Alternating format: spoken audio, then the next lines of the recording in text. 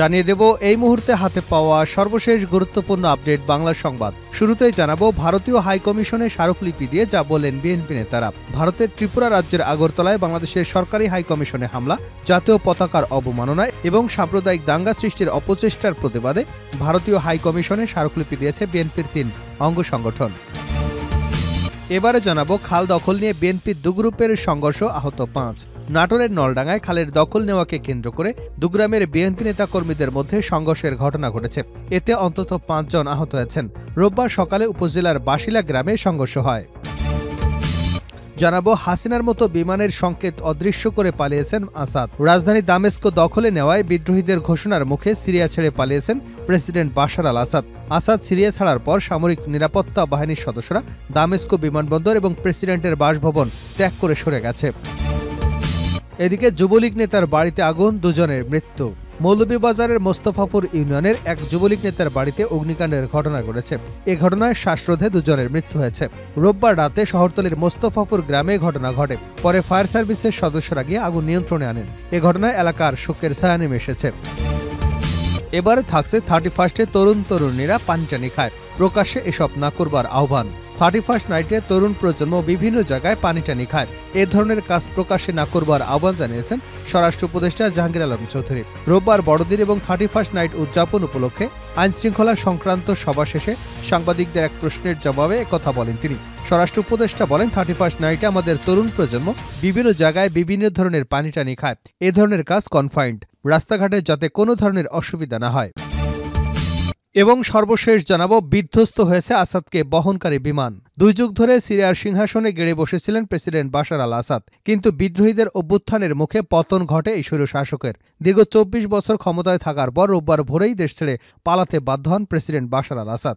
এদিন ভোরেই রাজধানীর দামেস্ক বিমানবন্দর থেকে একটি বিমানযোগে পালিয়ে গেছেন তিনি।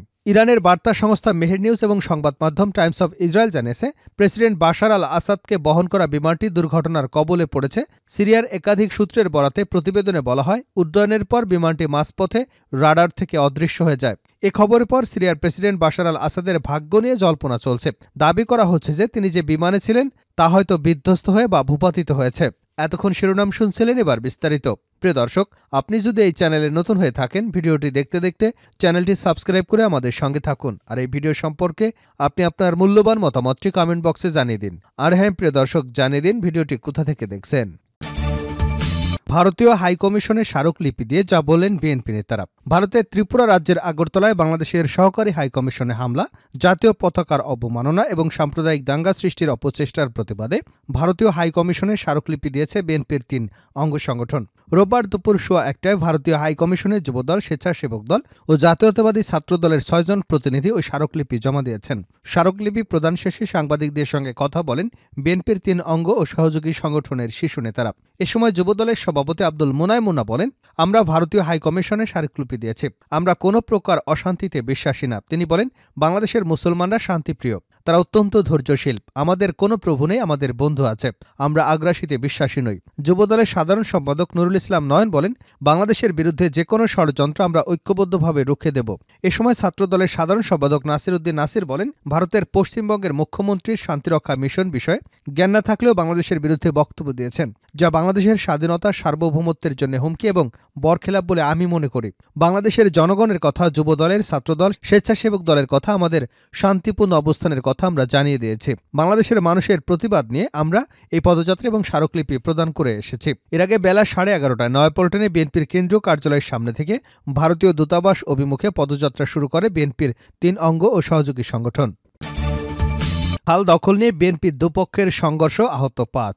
নাটোরের নলডাঙ্গায় খালের দখল নেওয়াকে কেন্দ্র করে দুগ্রামের বিএনপি নেতাকর্মীদের মধ্যে সংঘর্ষের ঘটনা ঘটেছে। এতে অন্তত 5 জন আহত হয়েছেন।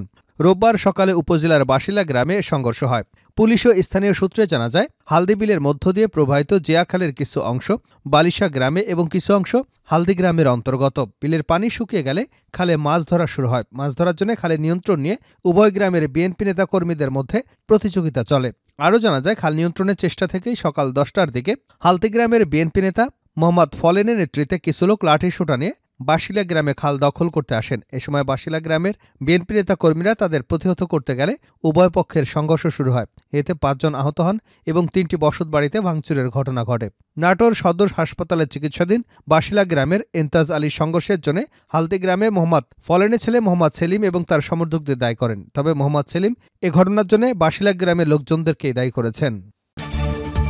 হাসিনার মতো বিমানের সংকেত অদৃশ্য করে পালিয়েছে বাশার আল আসাদ।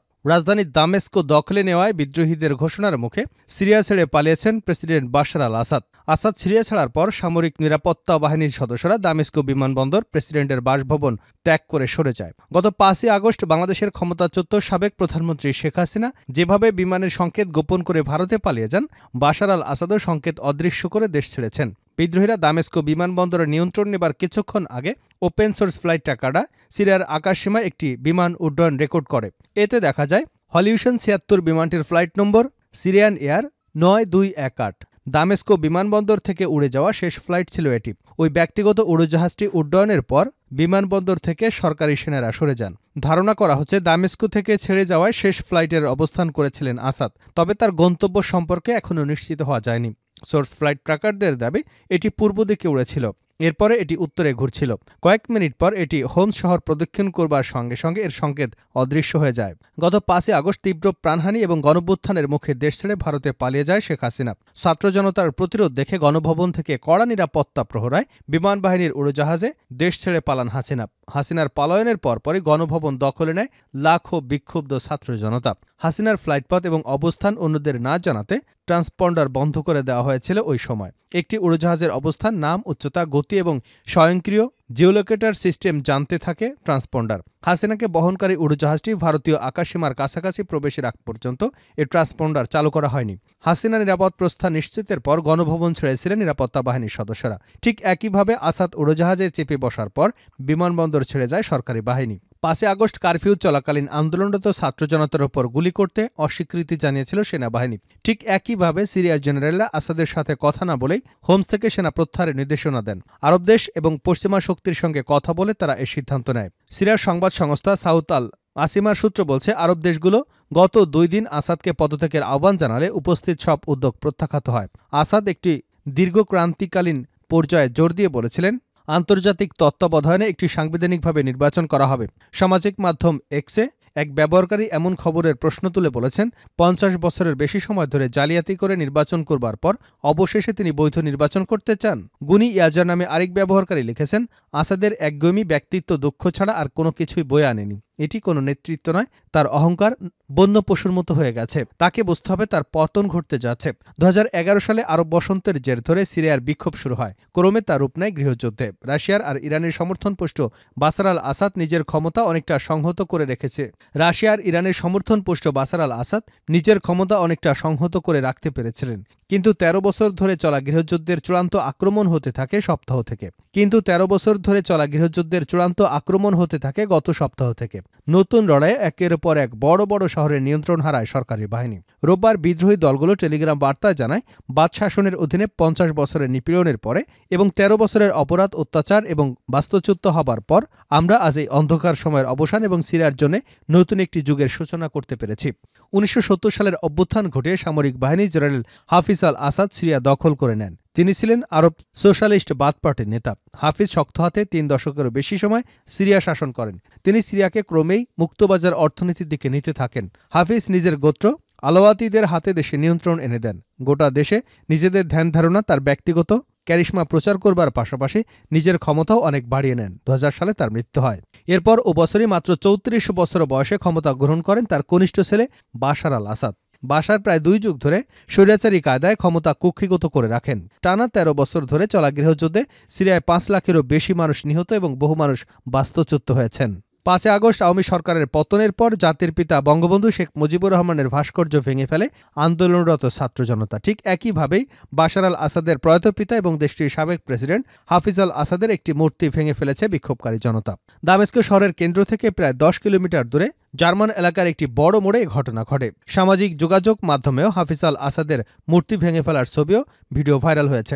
এছাড়া হোমস শহর থেকে হাফিজ আল আসাদের মূর্তি ভেঙে টেনে হেঁচড়ে নিয়ে যাওয়া হয়। যুবলীগ নেতার বাড়িতে আগুন, দুজনের মৃত্যু। মৌলভীবাজারের মোস্তফাপুর ইউনিয়নের এক যুবলীগ নেতার বাড়িতে অগ্নিকাণ্ডের ঘটনা ঘটেছে। এ ঘটনায় শ্বাসরোধে দুজনের মৃত্যু হয়েছে। রোববার রাতে শহরতলির মোস্তফাপুর গ্রামে ঘটনা ঘটে। পরে ফায়ার সার্ভিসের সদস্যরা গিয়ে আগুন নিয়ন্ত্রণে আনেন। এ ঘটনায় এলাকায় শোকের ছায়া নেমে এসেছে। সেই যুবলীগ নেতার নাম শেখ রুবেল আহমেদ। তিনি মোস্তফাপুর ইউনিয়নের সাবেক ইউনিয়ন চেয়ারম্যান এবং জেলা যুবলীগের সহসভাপতি। অগ্নিকাণ্ডে শ্বাসরোধ হয়ে মৃত্যুরা হলেন সাবেক ইউনিয়ন চেয়ারম্যানের মা হোসনে আরা বেগম ৭০, চাচি Fulesa Begum ৬৫। Moulvibazar fire service station officer Jishu Talukdar জানিয়েছেন, রাতে অগ্নিকাণ্ডের খবর পেয়ে ঘটনাস্থলে পৌঁছে দেখি বাড়িতে থাকা মেহরুনিসা এবং ফুলেসা বেগম আগুনের ধোঁয়ায় অজ্ঞান হয়ে পড়ে আছেন। পরে তাদেরকে উদ্ধার করে মৌলভীবাজার হাসপাতালে পাঠানো হলে কর্তব্যরত চিকিৎসক তাদের মৃত ঘোষণা করেন। তিনি আরও জানান, ডুপ্লেক্স বাড়িটির বিভিন্ন জাতের বোর্ড দিয়ে ডেকোরেশন করা ছিল। বৈঠকখানায় আগুনের সূত্রপাত হয়। প্রাথমিকভাবে ধারণা করা হচ্ছে বৈদ্যুতিক শর্ট সার্কিট থেকে অগ্নিকাণ্ডের ঘটনা ঘটে থাকতে পারে।